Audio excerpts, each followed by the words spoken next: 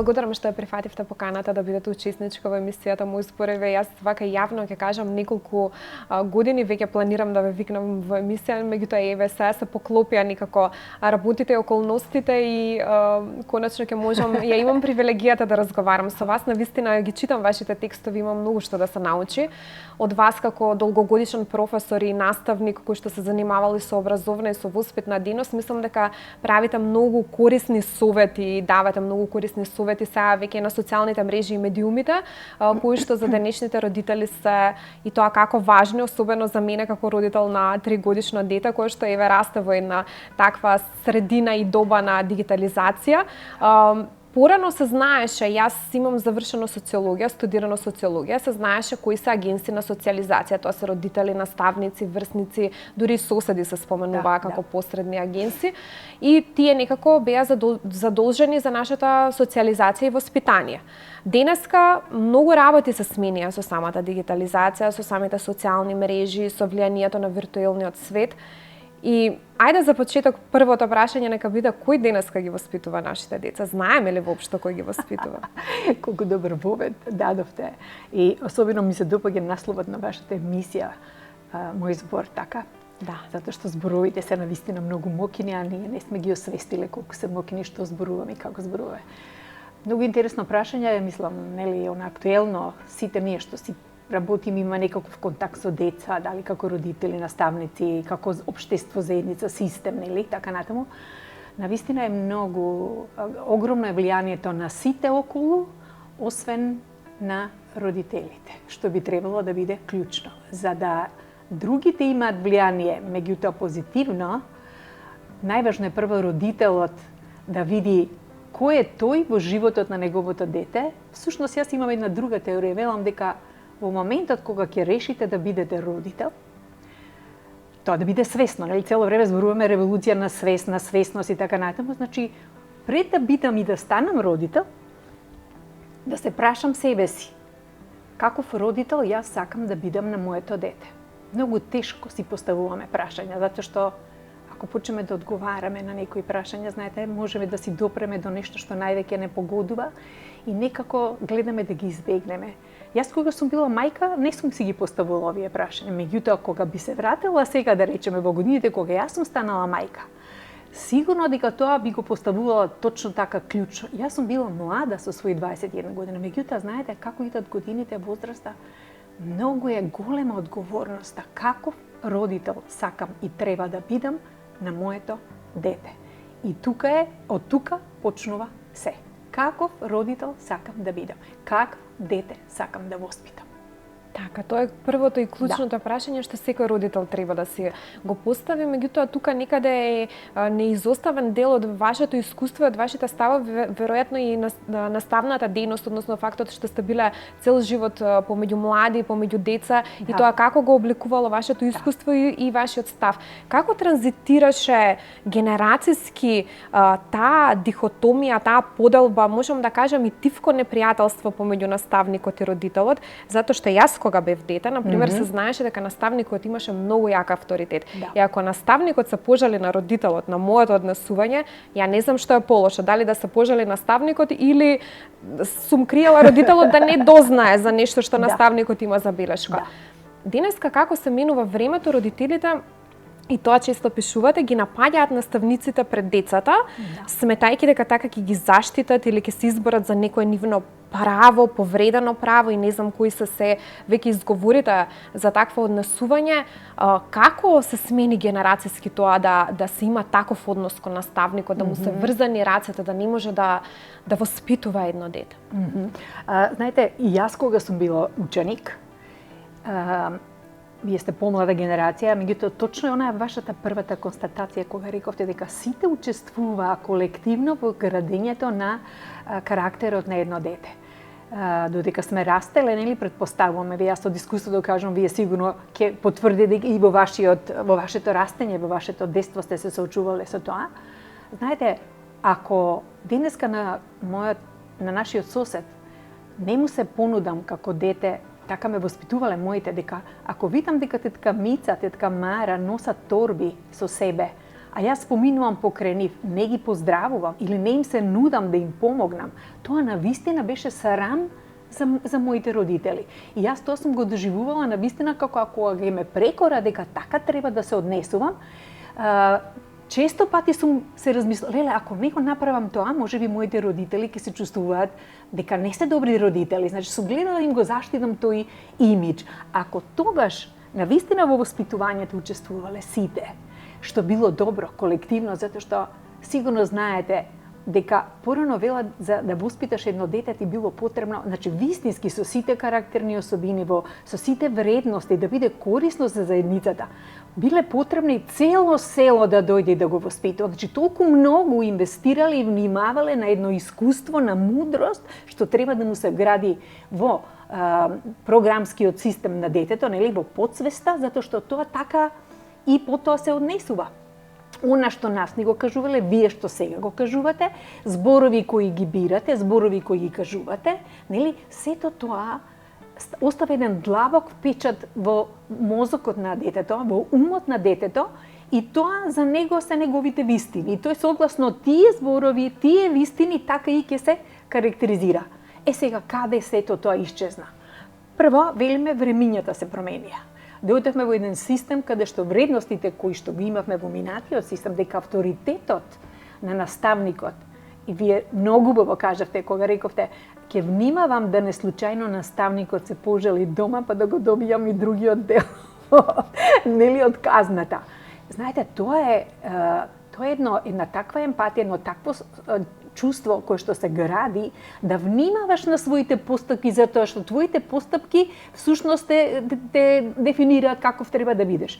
И сега, со текот на времето, ако ние сме поминале во еден друг систем, нели, овој систем кај што бевме колективни, кај што имавме други вредности за кои што ние, кога дојдовме до новата држава, нели, сметавме дека тој систем не чини, па ние го уништивме од корен, наместо она што беше добро да си го прифатиме, да се чува и да се негува авторитетот на наставникот. Како ќе се негува? Сега секој наставник си е градител на собствениот авторитет. Знаете, она што велиме, децата кога ќе застанете пред нив, тие ќе ве видат прво како зборувате, како се однесувате, што правите, и потоа ќе ве респектираат врз основа на тоа. Така и сега, кога веќе се промени системот, кога ние не ги прифативме тие добри вредности кои што на вистина беа корисни не само за образование, него како градење на еден иден граѓанин на едно општество каде што сите би биле навистина би се чувствувале и среќни, и задоволни, и успешни, тоа све помина сега, значи се избриша и сега што се стави? Се ставија наставниците на тапетот, по смисол прво обезвреднати во однос на платите, позицијата, ја што реков, верувам и сигурно сум од тоа, секој си го гради својот авторитет лично и тоа е одговорност голема на наставникот. Истото важи, нели, и за родител кој што треба да го изгради својот авторитет пред собственото дете. И сега знаете како доаѓа? Доаѓа ситуации во кои ги живееме веќе 30 години. Јас мислам дека секоја година сме се повеќе и повеќе заглибени во таа кал каде што во училиште детето се чувствува растргнато помеѓу кавгите, конфликтите, несогласувањата помеѓу наставниците и родителите, затоа што родителите сметаат дека наставниците им се непријатели. И се стануваат во одбрана на своите деца, како да треба да ги бранат од нешто. И сега, родителите ги бранат децата, што е уште многу пострашно, и затоа сум пишувала, ако тоа го прават пред самите наставници, тоа е таква една штета која што се нанесува на нивното дете, кој што гледајќи ја таа кавга, фактички си донесува заклучок, си вика, па види, со викање, со карање, јас во животот можам се да си направам, па види, моите родители ме бранат, па ја можам да правам се што сакам. Не сме свесни за пораката која што ја праќаме. И дојдовме во таа ситуација каде што наставниците и родителите, наместо да бидат на вистински партнери, не она клише, ние сме партнери, да, тоа така се зборува, меѓутоа да се онаа свесност за која што зборувам, да бидеме свесни дека заедничката комуникација, всушност е за доброто на нашите дете, кога нашето дете ќе види дека и родителот и наставникот зборуваат за неговото заедничко, бидејќи тоа ни е целта, нели, да од училиштето произлезе еден производ дете кој што ќе биде способно само да живее да поминува и да ги надминува сите животни предизвици, а големи се како што доаѓа.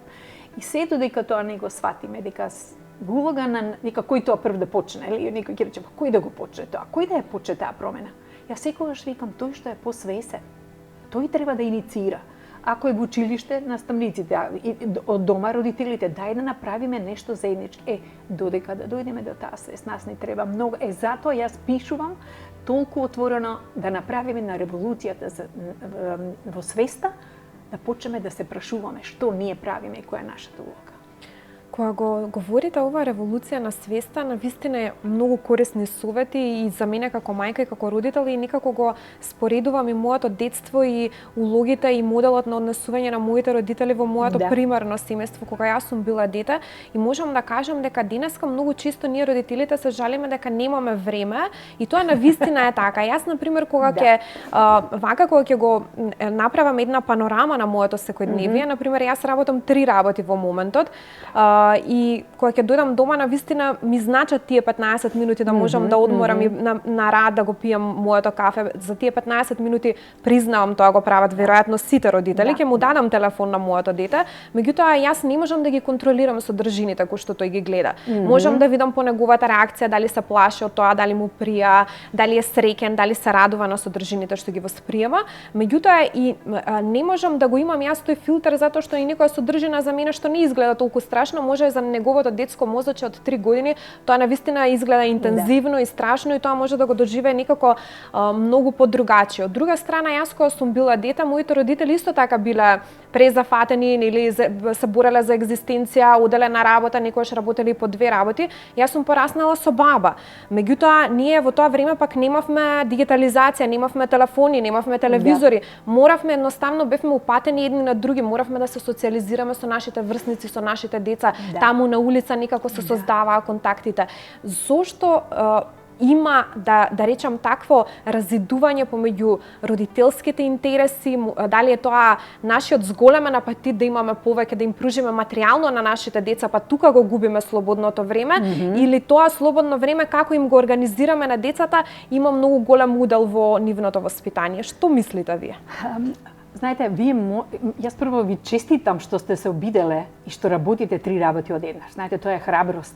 Како мајка, колку има родители млади кои што едноставно чекаат од нивните родители, можеби само, или чекаат некој друг да направи, или чекаат. Така да, за вас јас навистина велам браво, затоа што дел од времето кое што сакате да го посветите на вашето дете, и тоа квалитетно, вие веќе се преиспитувате, гледате самите се, па јас имам толку време, јас сакам да одвојам, навистина му давам телефон, ама јас морам 15 минути. Знаете, тоа е вашата свесност дека вас ви треба одмор. Кога вие на детето ова ќе му го кажете, сине, јас сега доаѓам, мама денеска би беше многу уморна, работев некои работи, можеби не треба да го потребите зборот умор, него бев многу ангажирана, јас не би го потребила уморна, тажна и така натаму, не, тоа све гледа. Меѓутоа, ако вие кога влегувате дома, прво му велите, нели, убав ден, како беше, што правеше, како денеска ти помина првите часови од сабајле, дали имаше нешто што беше среќно, дали некој те натажи, дали некој со некаков пристап те направи да се чувствуваш непријатно, дали денеска се почувствува страшно. Доволни се тие прашања само да се постават. Ме разбирате? Вие веднаш кога ќе почнете, јас еве доаѓам, сега ти кажи ми за мене, тоа не ви треба повеќе од 5 минути. И кога вие ги поставувате тие прашања, тоа дете вели, аха, јас сум тука. Мама мене ме виде, мама со мене разговара, мама ми објасни дека и требаат 15 минути. Мама ќе ја чекам за тие 15 минути, јас ќе играм што ќе правам, и кога вие ќе завршите со вашето кафе, нормално треба да се одмара, треба да се релаксира, треба да се соберат, нели, батериите што велат да се наполнат, потоа на вас не ви треба ништо повеќе од 20 на минути. Доволно е секој ден кога му се поставуваат прашања, кога детето гледа дека вие сте тука до него, затоа што нешто што највеќе им недостацува на децата е присуството, на видливоста. Тие не се гледа, чувствува дека некој нив не ги забележува, кога не ги прашуваме.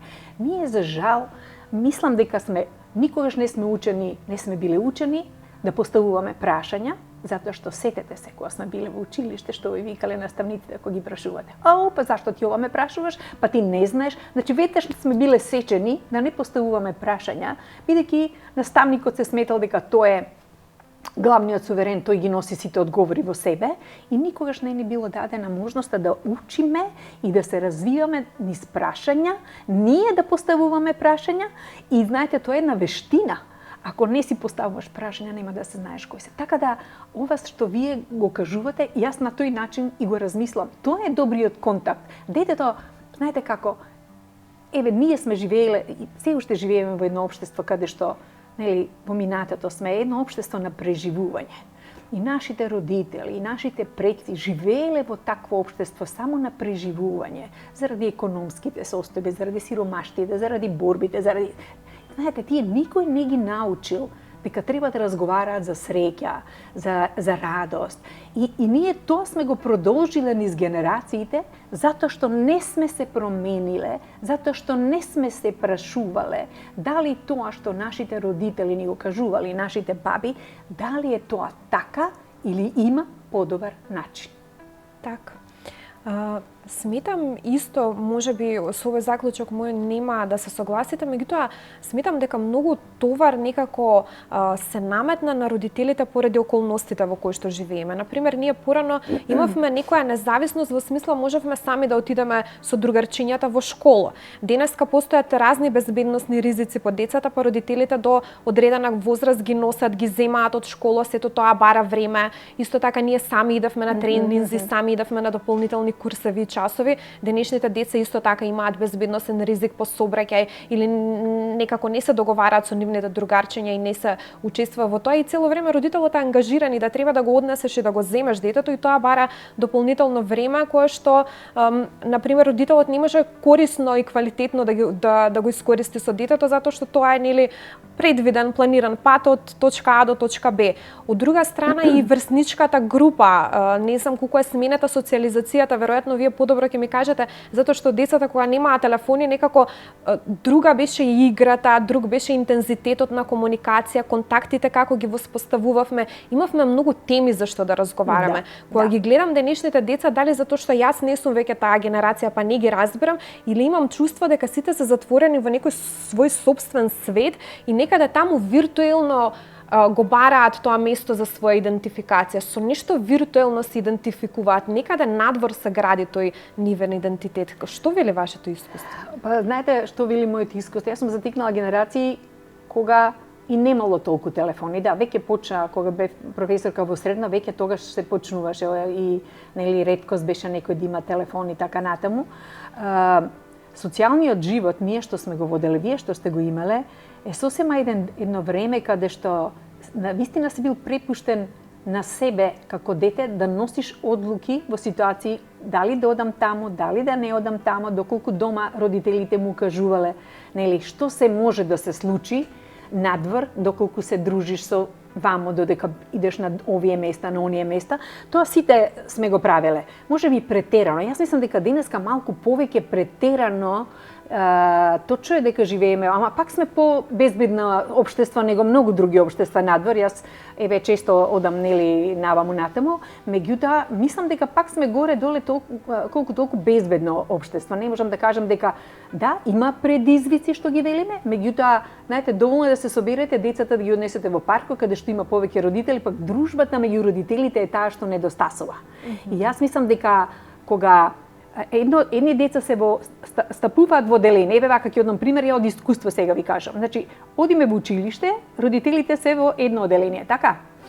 Поради различите погледи на свет, различите вредности кои што ги имаат, поради различите желби што сакам ја од моето дете, како го замислам, како му е замислувам иднината, што сакам да постигне и знаете во ова време на дигитализација кога гледаме се кој што успева, како успева, какви деца има, све не е во една трка, во едно надпреварување. И системот впрочем образование на нас таков за кој што јас и секогаш сум се спротивставувала. Сум била и директорка 10 години во основно училиште, меѓутоа постојано сум била вклучена во едуцирање и на родители, и на наставници, и на деца, дека децата мора да се дружат меѓу себе, а особено кога родителот знае дека во едно оделение има деца кои што се различни, дека наставникот исто треба да знае дека има 30 различни деца, 30 различни нечии светови, нели? Тоа се вредност скапоцена и ако сакаме на тие 30 деца во оделението да им биде навистина да постигнеме една добра партнерска, нели, комуникација родител-наставник, тогаш ние како родители ќе градиме едни стандарди на цивилизирано однесување, во смисол ќе се дружиме, па ќе гледаме како нашите деца се дружат, па ќе ги гледаме каде им се на нив недостатоците, односно природно низ процесот на зрење, тие ќе прават грешки и јас велам, дај Боже, што повеќе да грешат, само да не бидат, нели, оние опасни по живот, меѓутоа да прават грешки и во совладување на наставата и во дружбите, за да можат фактички тие грешки се всушност нештата на кои што треба да се обрне внимание и каде треба да се работи. И сега ако родителите како тим, каде што во едно оделение учат нивните деца, па јас кога ќе видам дека моето дете има проблем со другото дете, јас ќе седнеме заедно, ќе разговараме и децата и родителите. Кога децата гледаат дека и родителите и нели едни со друго разговараат убаво, кога родителите и наставниците седнуваат и разговараат убаво и отворено, тогаш се менуваат нештата. Се менуваат на добро. Ние не сме конектирани, она што ни недостасува, нели не сме конектирани. А ако ние не сме конектирани, нашите деца се дисконектирани, а тоа се, нели, овие дигитални аратки за кои што несвесноста кај родителите за нивната улога дека остава голем белег какво дете ќе биде во животот, затоа што времињата бурно се менуваат, нели, вака се менуваат. За 10 години само да знаете каков светот ќе изгледа, ние треба да се прашаме и да размислуваме, меѓутоа сме во некој заспан сон и мислиме дека тоа вака ќе биде додека сме ние, се тоа така ќе биде. Не, нема да биде. Мораме ние да се менуваме. И ако не сме во состојба да си времето кое што треба да го посветиме непостојано и да, треба децата да се контролираат, ама не треба по секоја цена да им бидеме детективи.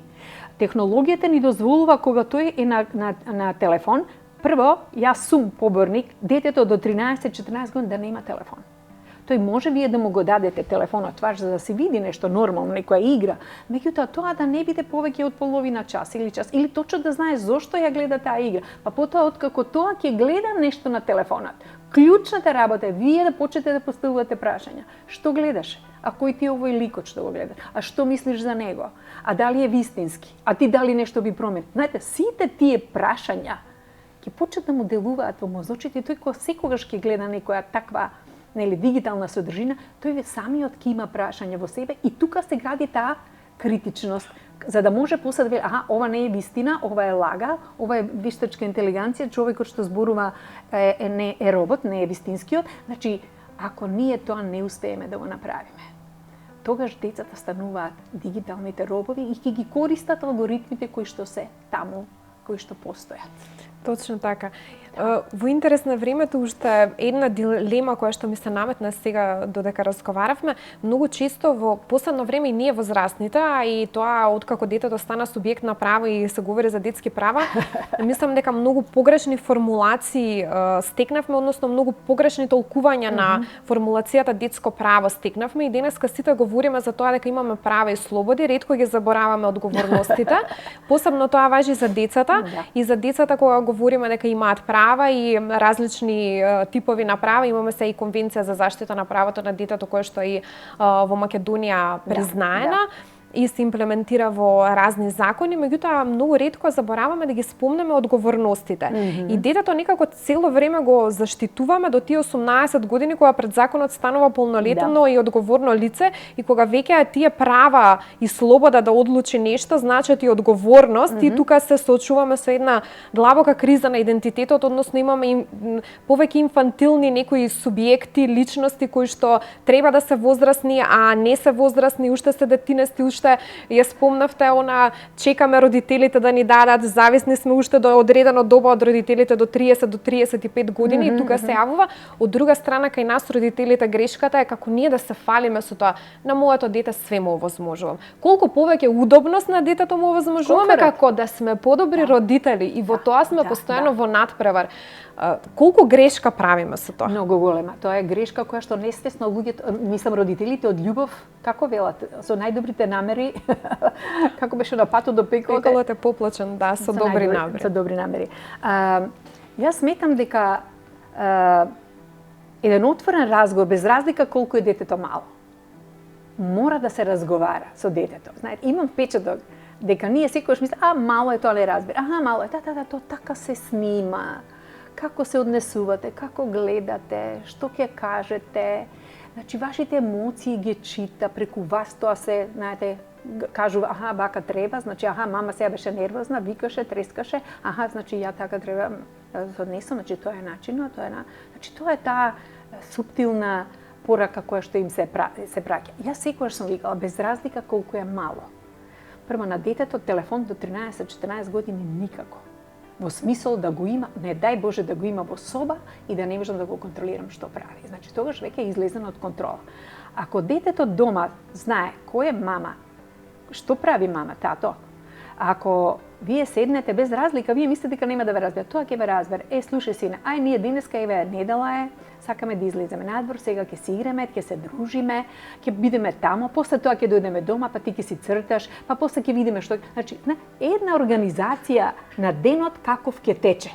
Детето треба, знаете, кога ќе стане од сабеле, точно треба да знае што треба да прави. Што вие во денот очекувате?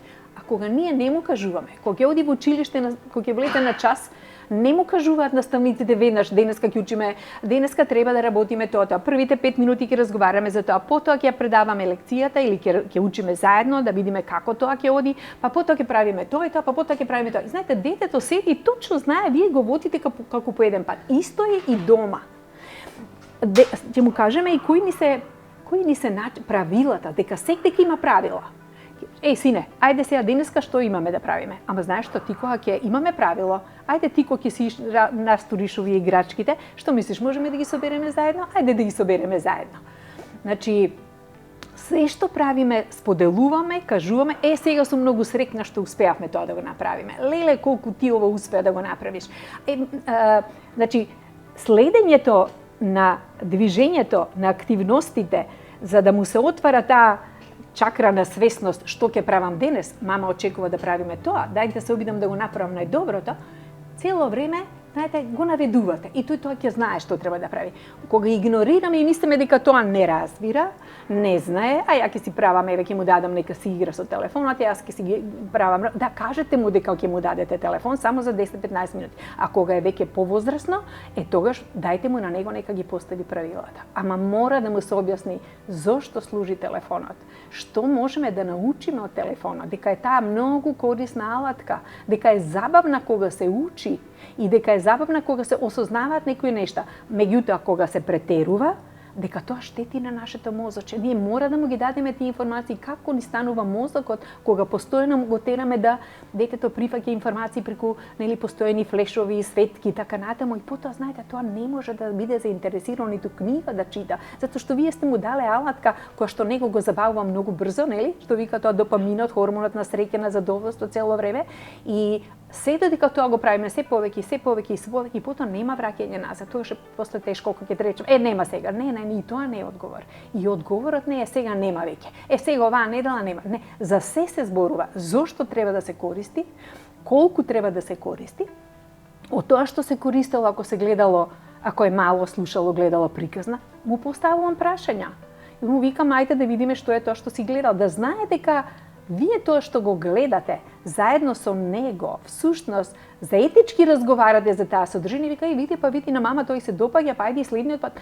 Тие толку ќе бидат задоволни кога ќе почнете да ги прашувате. Децата многу сакаат да ги прашувате. Едва и чекаат да им поставувате прашања. Затоа што тогаш и тие се откриваат. Многу откриваат за себе, а што е најважно знаат, некој мене ме слуша. Јас сум тука. Така, секој од нас сака да биде уважен, па така и децата.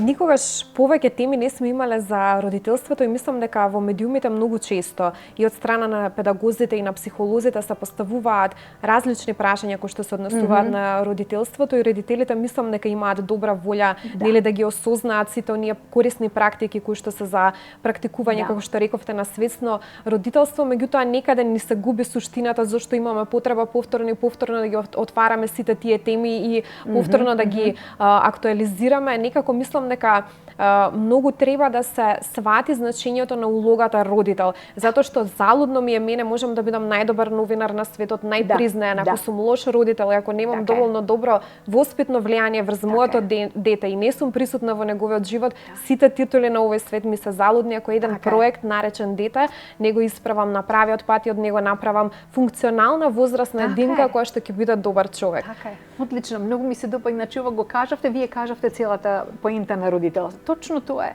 Што ќе ми се титули, дипломи и се нешто ако создадам и креирам несреќно суштество, кое што нема да умее да преживее во овој свет и кое што цело време ќе бара нечие одобрување, да му одобрат дека е добро, да му речат браво и така натаму. Јас мислам ова, не мислам, сигурна сум, не сум сигурна, него сум убедена. Родителството, како и брачните релации, нели, со партнерот, е единствениот начин, вистински, каде што можеме ние како личности во улога на родител да се градиме заедно и да учиме заедно со детето. Тоа не е никаква срамота, тоа е апсолутно најголемиот предизвик. Или со партнерот, затоа што чуму сме ние заедно, ако 20-30 години остануваме исти. Па не се менуваме, јас си го држам својот став, он си го држи неговиот став, или во улогата на детето. Па вие нема лично да си ги зимате нештата кога вашето дете нешто ќе направи, вие не се чувствувате нели убаво, него ќе се преиспитуваме цело време. Чекај сега, зошто јас така реагирам? Па чекај, дали навистина ова вреди да се грижам? Дали заради ова јас треба, дај да видам како тоа другите го прават. Па денеска знаењето го имаме нели на Google и се. Имаме милиони искуства. Она што велите дека е актуелна тема денеската и треба ја од секогаш сум зборувала за родителство и за деца, дека децата треба да се прашуваат и да се потикнуваат, да размислуваат и да зборуваат тоа што го мислат со сопствена глава. За да немаме послушници, бидејќи во минатиот систем ние ги имавме, нели авторитетите на професорите и наставниците, ние требавме само да бидеме добри и послушни за да добиеме природна оценка кај своите родители, бидејќи сме биле добри деца кои што не ги посрамотиле своите деца. Така да, ако ја сватиме улогата на родителство, дека преку таа улога во секој оние нели премрежија, па сега не успеав, па детето ќе успее, па зашто се случува ова, па како да го надминам тоа, да не ме допира толку, па да бидам и јас среќно со детето, значи заеднички се има можноста на растење како човек, затоа што ние ако не растеме, а тоа е нели да се менуваме, да стануваме подобри, затоа што и во време во кое што ни следи, што велат за 5-10 години, на единствените вештини кои што ќе ни требаат е како да останеме и да бидеме луѓе, а да не бидеме нели дигитални алгоритми или па алгоритмите да ни ги земат децата и тие да му кажуваат што е добро, што не е добро, што треба да гледа и така натаму. Значи сега е клучниот момент на вистина на онаа револуција на свест. Чекај, што правам јас? Какво дете на овој свет ќе му оставам? Тоа е многу важно и наша е тоа голема одговорност. Така, се согласувам и уште една реченица еве да провлечам како заклучок. Убаво кажавте револуција на свест која што ќе потикне совест, совесна примена и одговорност према сопствените дејства, некако оној механизам, се согласувам дека не уча да наставникот е авторитет, имате награда и казна и интернализирате на наградата или казната и во однос на тој надворешен суд практично ги ориентирате вашето поведение, целата суштина на светот е вашата совест да ја слушате, ако имате јасно изградена совест и чиста совест, таа ви е доволна да ве води, па дури и колку и да грешите во родителството, а луѓе сме и грешиме, поентата е да учиме и да се развиваме низ тоа. Јас не ги сметам за грешки, него ги сметам како едни патокази кои што не носеле лево десно и ние сме требале да го најдеме оној вистинскиот пат. Затоа што знаете како ја тоа сум вака си го размислам, што ни значи да бидеме свесни во улогата и на родители. Ако сум родител, да бидам свесна дека имам таа улога. Ако сум наставник, да бидам свесна за постапките што ги правам, затоа што тоа што го правам делува на 30 деца, нели? Дали ќе ги направам да бидат тажни, дали ќе ги направам да се чувствуваат безвредно, дали нема да можат да спијат поради моите зборови. И ако свесноста ја сметаме како, јас велам како, значи, ние сме сега во една соба, нели? Сива соба, затворена, завесите еве како ви овдека затворени, и ние само ова тука го гледаме, а светот е надвор, нели? Да. И ние мислиме дека ова не е светот. Не, кога ќе почнеме да ги тргаме завесите, добиваме нови информации, нови, гледаме, учиме од собствените грешки, кои што се благослови секогаш. Ние, за жал, ја цело време сум викала и на ученици, абе греши, се додека не сгрешиш, како ќе знаеш? Не можеш готов одговор да добиеш, не можеш готово решение да добиеш, нема тука готови нешта, него мора преку нешто па да се, чекај, зошто ова сега беше вака? Па како можам поинаку? Па можело и поинаку. Да го трнеме она егото што велам, ја знаете, ние сликата за себе, во сите улоги, да не си ја расипеме, некој да не рече така, некој да не рече, и си го браниме тоа, и тоа ни е затворот. Тоа не е затвор. За мене беше привилегија да ги слушам вашите корисни совети и секако вашите искуства се гледа, дека зборувате од собствено искуство и се гледа дека сте биле наставник цел живот и дека навистина сте работела со деца. Ви благодарам за се што споделивте денеска и со мене и верувам и на уживање на моите гледачи и ве очекувам повторно во некоја нова емисија Мој збор. Многу ми беше драго, навистина ви едни такви убави прашања, една таква убава, мирна, спокојна атмосфера, да му е мерак на човек да зборува. Ве благодарам, Нада.